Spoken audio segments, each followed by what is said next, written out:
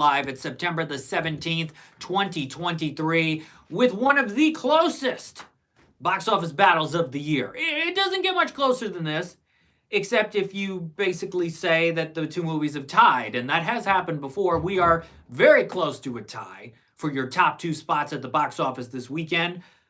The Nun 2, Warner Brothers projecting $14.73 million. A Haunting in Venice, Disney 20th Century projecting $14.5 million. Now, we knew coming off of Thursday when A Haunting in Venice made 1.2, very close to the 1.1 of Death on the Nile about 20 months ago, that it was going to be pretty even with that movie. That movie opened to 12.8, totaled 45.6. People went in the few weeks after. This does 14.5.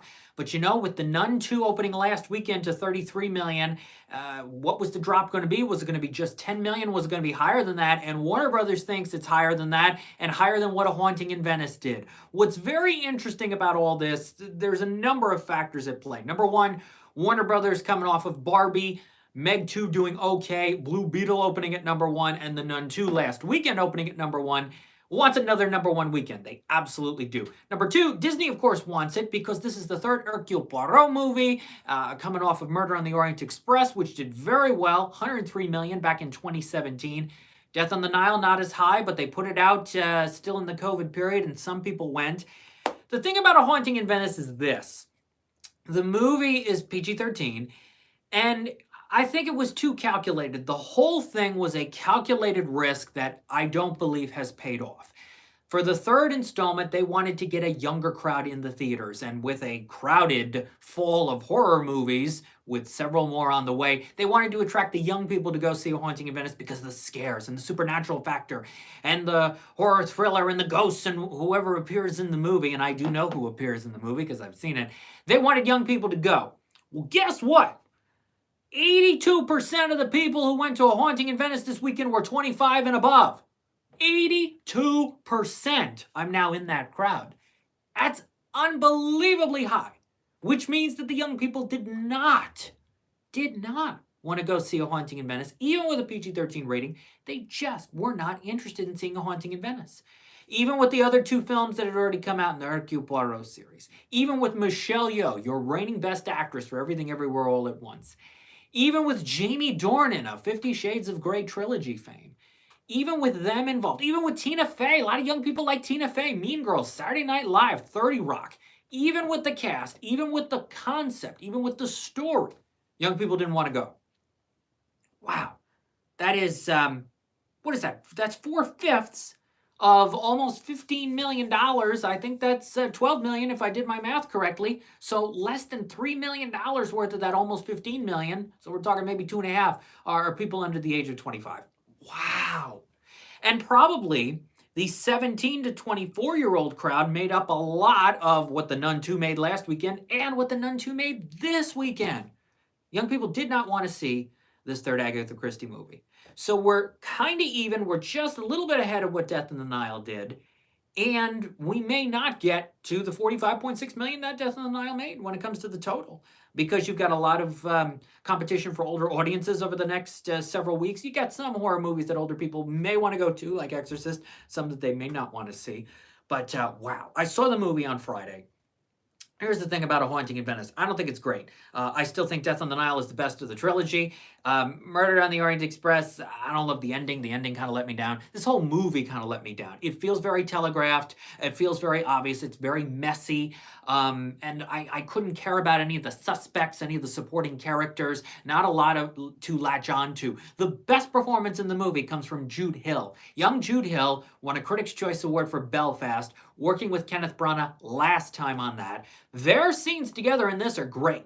I hope Jude Hill gets some good roles off of this because he's very good. He and Branagh together, maybe they should do every movie together. I wasn't a huge Belfast fan, but maybe they should team up again on some different projects. Jude Hill is great. The rest of the movie is average at best. It's just not exciting. It looks good, but story-wise, nah. Just not there. I was bored. I was completely uninterested. I didn't care who is revealed to be what. Just not there. And the whole supernatural factor, the framework they set it up with, didn't ring true to me, didn't feel right, the whole thing. Tina Fey's character, I won't spoil who her character really is for those who were going in, because I didn't know this about Tina Fey's character. On paper, interesting concept, does not work.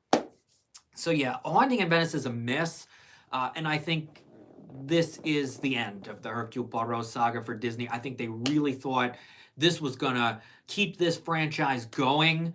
I don't think it can do that. They may throw this thing on Hulu quickly. They may throw this on Hulu for Halloween. Maybe. Maybe that's why they released it now on September the 15th. But in terms of box office results and everything, wow. Wow. And if they're going to lose to week 2 of The Nun 2, wow. Disney's got to be going, okay, that's it. We're done. I think we're done with the Hercule Poirot saga. Did 3 movies.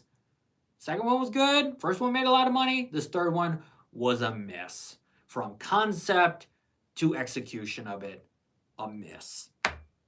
In third this weekend is The Equalizer 3, which added $7.2 million. It's at 73.7. So it still needs like $27 million to get to 100. That's not going to happen.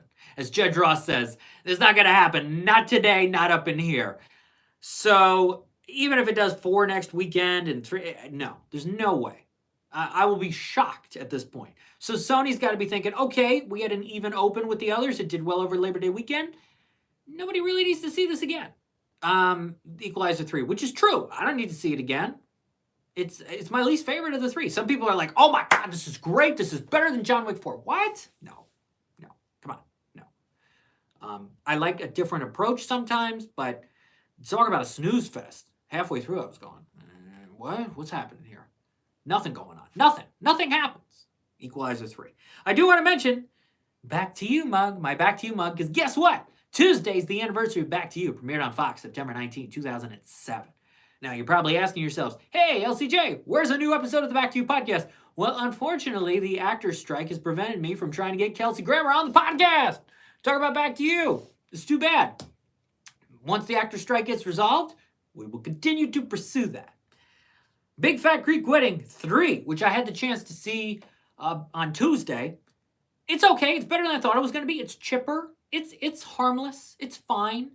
It's got some abrupt edits and characters come in and out, and it's wow. We go from here to here very quickly. But if you're a fan of this franchise, older audiences, there were like 30 people behind me over a certain age who were laughing through the whole thing, then they're going to enjoy it. It added $4.7 million this weekend. It's at 18.6. Clearly will not get to what the second one did, which was $60 million back in 2016. So we're not coming close to that. What it does need to do is add about $9.5 million to top Asteroid City to be the biggest Focus Features movie of the year. We'll see if that happens. Going from 10 to 4.7, that's more than a 50% drop. I'm not sure at this point if it will earn more than $28 million to beat Asteroid City. That will be close for Focus Features. We'll have to see. Barbie added $4 million. It's at 626.1. It is now also on digital platforms.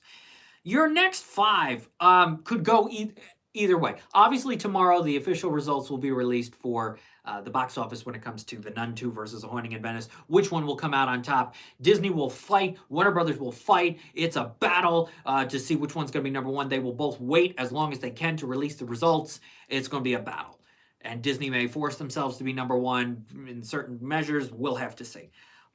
This bottom 5 this week, 6 through 10, any of them could end up in any spot when the actual results are released tomorrow. For now, Jawan added $2.5 million. It's at 12.2. That's in 6th. Right behind it with 2.5 in 7th is Blue Beetle, which is up to 67.3. It has passed Evil Dead Rise to become the 4th biggest movie of the year for Warner Brothers. Now, The Nun 2 is at 56.5, and if The Nun 2 can earn another 13 or so million, it'll pass Blue Beetle, which at this point, that may happen. So Blue Beetle may end up in 5th for the year for Warner Brothers, but right now it's in 4th. Coming in 8th for the weekend is Gran Turismo with 2.4 million. It's at 39.4. This movie should have made so much more. Sony's got to be thinking, why did this movie not earn $100 million? This is a great movie. It just doesn't have a big name like a Harrison Ford, somebody like him, a Sylvester Stallone. You needed somebody to with the huge star power to bring more people in. That's one of the surprises of the summer to me is how low Gran Turismo performed. In ninth is Oppenheimer. Oppenheimer dropped to ninth finally. Wow, after a long run, and yet, that AMC Lincoln Square IMAX in New York City keeps doing unbelievable business. It keeps coming close to selling out showings. It's unbelievable how well it's still doing in 70 millimeter IMAX. So, of the $2.1 million that Oppenheimer earned this weekend, a good chunk of it was from the AMC Lincoln Square IMAX. It's up to 318.6. And rounding out your top 10 this weekend is Teenage Mutant Ninja Turtles Mutant Mayhem for Families, added 2 million. It's at 114.2. Paw Patrol the Mighty Movie opens in 12 days. That'll bring the families in for Paramount. All it needs to do is earn more than 40 million total to pass the first one. I think it's got to do that. Dumb Money opened in select theaters. I have yet to see Dumb Money, but I'm very much looking forward to, as a mostly fan of Craig Gillespie's work.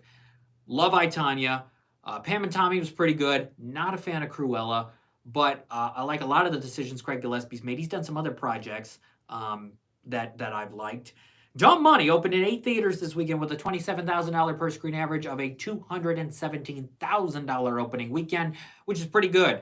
The movie expands to more locations this coming weekend before going nationwide on the 29th, which is interesting that it goes wide on the 29th, going up against Saw 10, Paw Patrol the Mighty Movie, and The Creator. Those audiences are going to split. Paw Patrol will have its family audience, and maybe it'll win. But Saw buzz, the horror fans will go to that, but The Creator is getting some decent buzz, I think, as well. So that's going to have some people, the sci-fi action movie fans, the John David Washington fans. Gareth Edwards, the director, did Rogue One. And then you've got Dumb Money, which has the all-star cast, Seth Rogen, the director of I, Tonya, this fun, true story vibe of a big event from the last few years. That's going to have some people going for it. Pete Davidson fans, that's going to have that audience. So it will be very interesting in 2 weeks to see the box office results of those 4 and to see how Dumb Money continues to do in its expansion. The Inventor, the great animated movie, opened this weekend in some theaters. We'll get the results on that soon. Also, Cassandra, starring Gael Garcia Bernal, opened in some theaters. It's on Prime Video this Friday, September 22nd. If you want my review of Cassandra and Mike Sargent's review of A Haunting in Venice, go to toofast2films.com. Speaking of Mike Sargent, he's got a new horror movie. He has directed his first movie in more than 20 years, and it's called From the Shadows. It's a supernatural horror thriller that opens in select theaters this weekend and goes to Vudu on September 29th. Check it out. If you want my full LCJ Q&A podcast episode with Mike, all about From the Shadows, go to lcj.podbean.com as well as lights-camera-jackson.com in the podcast section. Olivia, we love Poirot. Okay, you're keeping that franchise going because right now it needs it. It needs the audience. Yeah, it's this may be it for a while for Hercule Poirot. We'll have to see. So, The Expendables 4 opens this weekend. I'd like to take a look at what Box Office Pro is estimating. It's been a long time since The Expendables 3. It's been more than 9 years. And the question is, will this movie make money even with the stars not able to promote it? They're saying a $10 to $15 million start for Expendables 4 with a 24 to 37.5 total. The third one only did 39. This is R-rated. The last one was PG-13. I like the last one. I like all 3 of the Expendables movies, so I hope this one is fun. But to me, the buzz is not huge on it. We'll have to see. I think it'll do... I think it can do more than 15, but if it does under 10... Lionsgate's going to go, oh my gosh, what happened? And probably will not be in Expendables 5. Horror movie called It Lives Inside is out this weekend from Neon. Again, trying to capture that horror movie audience. We just had The Nun 2. We just had Haunting in Venice. Saw 10 and The Exorcist Believer are on the way along with Five Nights at Freddy's. It Lives Inside is a terrible film. I saw it almost 2 weeks ago. It is a terrible movie. Nothing about the movie works. May be one of the 20 worst movies I've ever seen in my life. It's just cornball, off the charts. The only attempts at scares are, what's behind me? That's it. No originality. The performances, at times, there's a lot of laughable moments. It's too bad. but It Lives Inside is a terrible horror film. We'll see how it does. It might do a couple million, but I don't think it's going to have a huge impact on the box office next weekend. For at-home releases, besides Cassandra, No One Will Save You, starring Caitlin Dever, is on Hulu, and Spy Kids Armageddon, which I have seen, the latest Spy Kids movie, is on Netflix. I'm not allowed to share my thoughts yet on Spy Kids Armageddon, but it's on Netflix on Friday. If you want a bunch of new LCJ Q&A podcast episodes, bunch of new episodes, Mike Sargent's is up right now. The directors of The Peasants, who also did Loving Vincent, that's up at lcj.podbean.com. The makers of Cropopolis, the new Fox show, and Jim Capobianco, who did The Inventor, they're all there. And tomorrow, a new LCJ Q&A podcast episode, an animationscoop.com Q&A with Academy Award winner Matthew A. Cherry. Remember the Hair Love animated short from Sony that he won the Oscar for? Well, now it's a new series, a continuation series called Young Love, which premieres this Thursday, September 21st on Max. A great conversation with Matthew A. Cherry, Academy Award winner, is up tomorrow. So, what's number one next weekend? The Dumb Money expansion is not huge, so I don't think it can be number one. Haunting in Venice will go down to maybe 7 or 8. If it does more than 10, Disney will be happy. Still don't think it'll be enough. Nun 2 will drop a little bit. I don't think It Lives Inside makes much. I guess your number one movie's going to be Expendables 4? Am I missing something? I don't think I'm missing anything, because again, all the biggest movies are being saved for the 29th. Paw Patrol, The Creator, Saw 10. It's very interesting that all three of those movies cannot directly be number one. They can come close, like these two this week, but they all are coming out on the same weekend. One of them might have been beneficial to come out on the 22nd, but anyway, we've got those next weekend. I guess Expendables 4 or week 2 of Haunting in Venice, if Expendables 4 is a flat-out bomb. It's going to be another rough weekend. People were talking about the headlines of this weekend not being stellar at the box office. It's going to be another rough weekend until you get your 4 big ones that I keep mentioning for the 29th, The Exorcist on the 6th, and of course Taylor Swift on October 13th, which will be unbelievable. This movie could make $1 billion. It's insane. People will go again and again and again.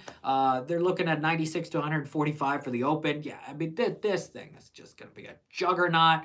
It's Taylor Swift. The fans will go. The fans will go multiple times. The fans will do private parties, which are now being offered after the first week of release. So, yeah, this could be $1 billion concert movie. I don't think I'm exaggerating it too much when I say it could be $1 billion concert movie. We'll have to see. But it'll make a lot of money for sure. Robbie says, are you rolling out for Saw Patrol? Yeah, the Saw Paw Patrol combo with The Creator sneaking in plus Dumb Money. So I don't know how many people are going to do the Saw Paw Patrol double feature. I don't think it has the hype that Barbenheimer certainly had, but we'll have to see. Because they're not the only 2 movies opening on the 29th, I think that's also going to hurt that Saw Patrol buzz unless the media is desperate for something and tries to build this up. But I am looking forward to seeing Paw Patrol the Mighty movie. I hope it's fun. The first one was fun. And I'm looking forward to The Creator, and I'm looking forward to Dumb Money, and I may see Saw 10, but it doesn't look very good. I'm Lights Camera Jackson. Thanks for watching today's episode of LCJ Live.